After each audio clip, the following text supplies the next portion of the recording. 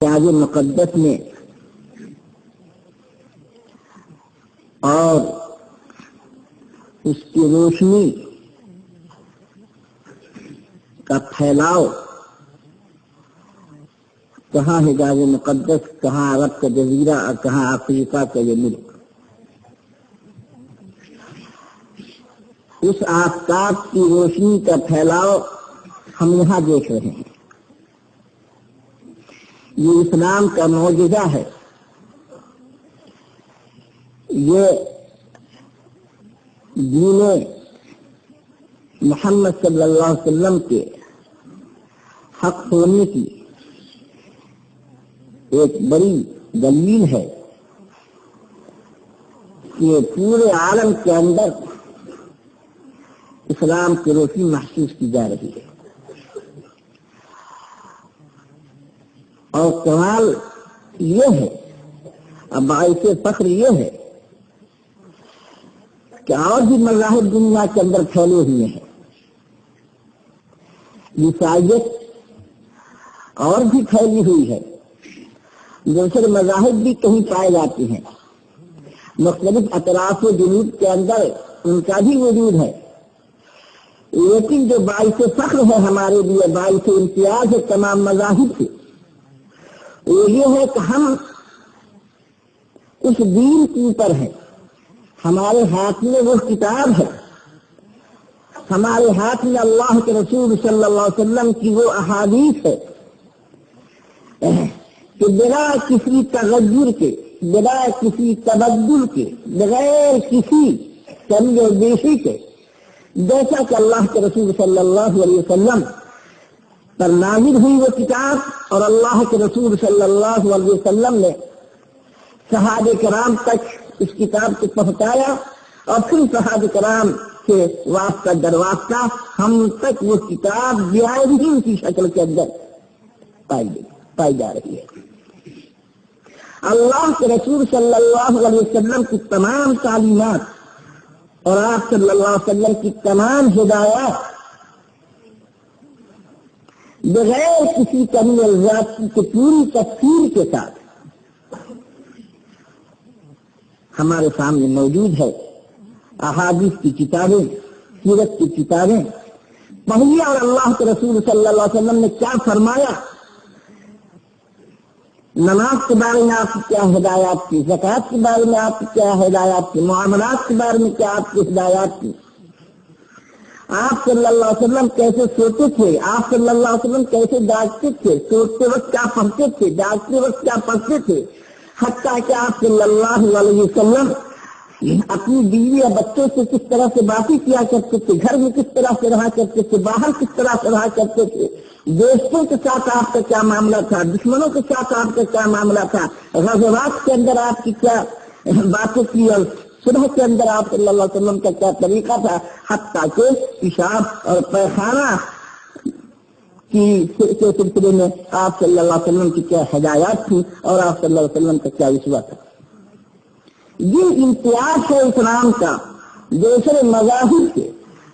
کہ ہمارا یہ دین محفوظ ہے اور ہمارا یہ دین بالکل اسی شکل کے اندر ہمارے سامنے ہے، گویا کہ ہم اللہ کے رسول صلی اللہ علیہ وسلم کی زندگی کو چلتے پھرتے ہوئے دیکھ رہے ہیں۔ تو اس اعتبار سے ہماری پر اللہ کا بڑا کرم ہے اور بڑا احسان ہے کہ ہم اپنے سچے دین کے اوپر ہیں، اپنے سچے مذہب کے اوپر ہیں، اور جو ہدایات اللہ کے رسول صلی اللہ علیہ وسلم نے ہمیں زندگی گزارنے کے سلسلے میں دی تھی، وہ تمام کی تمام ہدایات اس طرح سے محفوظ ہے کہ اس میں کسی طرح کا کوئی شک و شبہ نہیں کیا جاتا۔ اور اگر کسی بدقیمت نے اور کسی بددین نے اسلام کو چہرہ مشق کرنے کے لیے،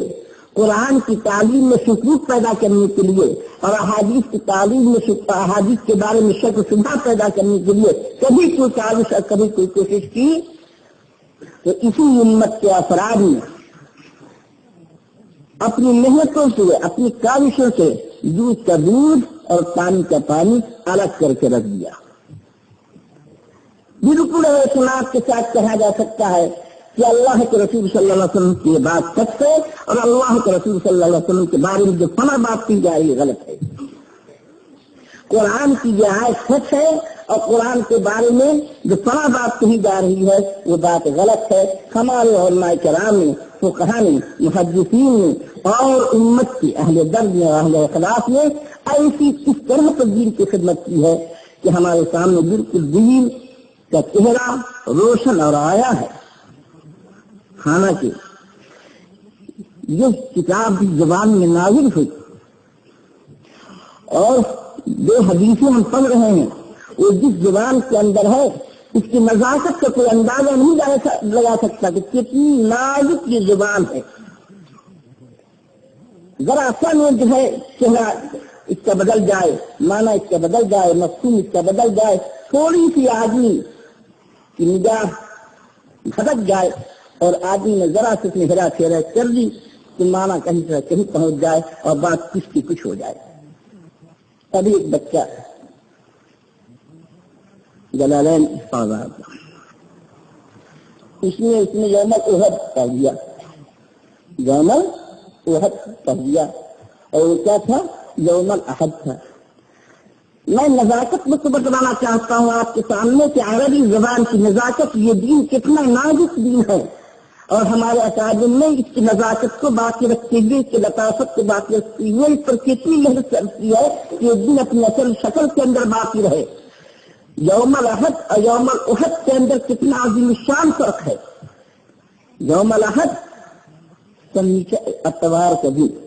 یوم الاحد اتوار کا دن، اور حمزہ تب پیش آپ کر دیجیے یوم الاحد کہہ دیجیے غزوہ احد ہو جائے گا. احد کی جنگ کتنا نازک فرق ہے، کتنی بات جو ہے کتنی لطیف بات ہے کہ ذرا سا آپ نے جبر کو پیش سے بدل دیا، مانا کہاں سے کہاں پہنچ گیا. کہ جو زبان اتنی نازک ہو اس زبان کے اندر ہمارا دین ہے، ہمارا دین محفوظ ہے. اس زبان کی حفاظت ہمارے علماء نے اور اس دین کی حفاظت ہمارے علماء نے کس انداز سے کی ہے. اللہ کیا یہ فضل ہے، یہ احسان ہے. اور ان کی جدوجہد اگر یہ نہ ہوتی اور ان کی محنتیں نہ ہوتی اور ان کی کاوشیں نہ ہوتی تو دین کا ہمارا وہی حال ہوتا ہمارے دین کا جیسے یہودیوں کا حال ہو گیا ہے، نصارہ کے دین کا حال ہو گیا ہے اور دوسرے مذاہب ہیں. کوئی دین آج اپنی اصل شکل کے اندر باقی نہیں ہے. یہ اللہ کا شکر ہے، اللہ کا احسان ہے کہ ہماری کتاب بھی محفوظ، ہمارا دین بھی محفوظ، ہمارا قرآن بھی محفوظ، ہماری احادیث بھی محفوظ، اور حتیٰ کہ اللہ کے رسول صلی اللہ علیہ وسلم کی تربیت میں جو حضرات رہے ہیں ان کی زندگی کا پورا نقشہ بھی محفوظ. اور ان کے جن لوگوں نے دین حاصل کیا، دین کے سلسلے میں ان کی جدوجہد رہی ہے، ان کی پوری زندگی کی دستاویز بھی محفوظ ہے. کون محدث کیسا تھا، اس کی حدیث قابل قبول ہے یا اس کی حدیث قابل قبول نہیں ہے. اگر قابل قبول ہے تو اس کا معیار قبول کتنا ہے، بہت اونچا ہے یا بہت نیچا ہے یا درمیانے درجے کا ہے. یہ ساری کی ساری باتیں آپ کو اس دین کے اندر ملے گی اور ہمارے اکابر اور ہمارے محدثین اور ہمارے فقہاء کی کاوشوں کا یہ نتیجہ ہے. اسی وجہ سے وہ قوم بڑی محروم ہے جو اسلاف کے سلسلے میں بے اعتمادی کا، بد اعتمادی کا اظہار کرے. اگر صحابہ کرام رضوان اللہ تعالی علیہم اجمعین کی ذوات قدسیہ کہ بے مثال قربانیاں نہ ہوتی تو آج دین ہمارے پاس اس شکل کے اندر محفوظ نہ ہوتا. تابعین تبع تابعین، ائمہ مجتہدین، محدثین اور فقہاء، اہل تصوف اور اہل احکام، مفسرین، صوفیاء کرام، اگر ان حضرات کی کوشش نہ ہوتی تو آج دین کامل و مکمل شکل کے اندر محفوظ نہ ہوتا. اور ہم جس فخر اور اعتزاز کے ساتھ کہہ رہے ہیں کہ ہمارا دین محفوظ ہے، ہم اتنے فخر کے ساتھ نہیں کہہ سکتے تھے. جو ان کا احسان ہے کہ انہوں نے اپنی زندگی کی तमाम तर राहतों को कुर्बान कर करके, तमाम आसाइशों को कुर्बान कर करके, हर तरह की मेहनतों को बर्दाश्त कर करके इस दीन को महफूज रखा, इस दीन को बाकी रखा और इस दीन के सिलसिले की तमाम तफासील को मुरत्तब कर दिया। कहीं हदीस की शक्ल के अंदर मुरत्तब हो गई, कहीं फिक़ह की शक्ल के अंदर मुरत्तब हो गई, कहीं उसूल फिक़ह की शक्ल के अंदर मुरत्तब हो गई, कहीं तफसीर की शक्ल के अंदर, उसूल तफसीर की शक्ल के अंदर मुरत्तब हो गई, कहीं क़िराअत के सिलसिले की सारी बातें आ गई और कहीं इहसान और तशव्वुफ़ के सिलसिले की तमाम बातें इस दौर तक से हो गई।